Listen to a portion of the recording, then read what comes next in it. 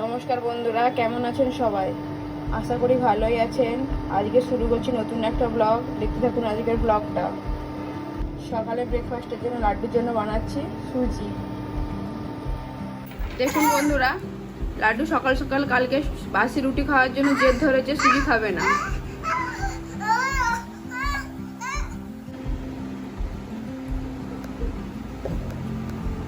লাড্ডু মা কি খাচ্ছ তুমি? দেখাও একটু কি খাচ্ছ, দেখো। কালকের বাসি রুটিটা তোকে খেতেই হলো, বল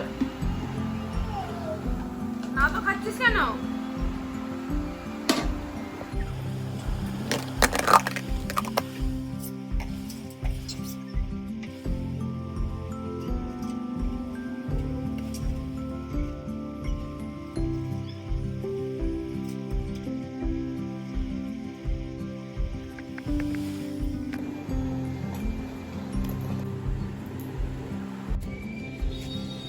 সকালের টিফিনে সবজি বানাতে গিয়ে দেখি বাড়িতে একটাও লঙ্কা নেই। সেজন্য ছাদে চলে এলাম, কিছু লঙ্কা তুলে নিয়ে নিচে যাব, টিফিন বানাবো।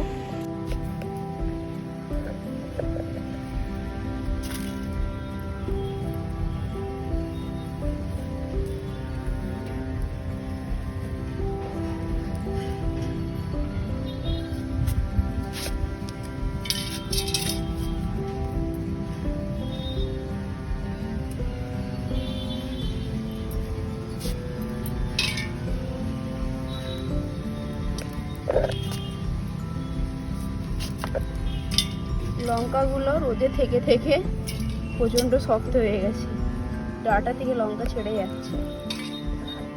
এই লঙ্কাগুলোই তুললাম, আর বেশি তুললাম না, এখনো আছে, সেগুলো ছোট ছোট, সেই জন্য এগুলোই তুলে নিয়ে যাচ্ছি।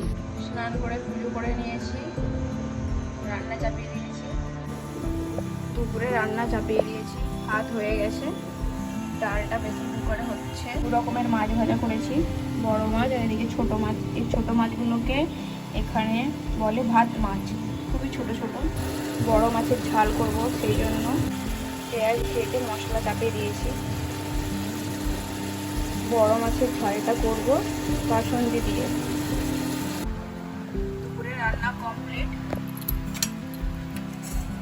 ভাত, ছোট মাছ দিয়ে ঢেঁড়সের সবজি, ছোট মাছ ভাজা, ডাল, কাসুন্দি দিয়ে বড় মাছের ঝাল।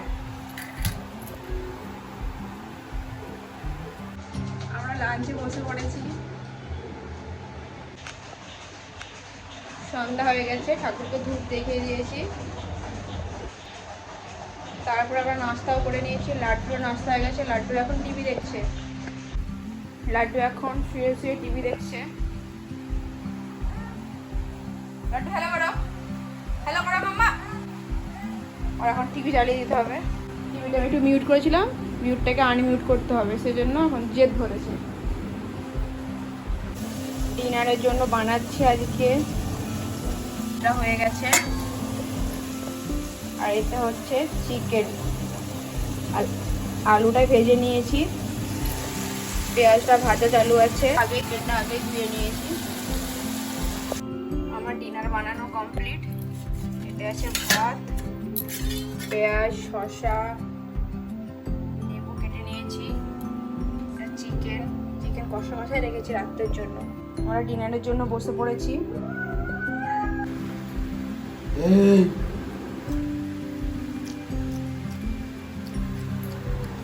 শসা খাওয়ার টেকনিকটা ওই ফেলাচ্ছে।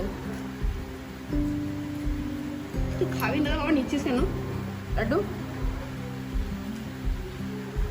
ডিনার করতে বসে পড়েছে। ব্লগটা এখানেই শেষ করছি, দেখা হবে অন্য একটি ব্লগে। বাই বাই বন্ধুরা, গুড নাইট।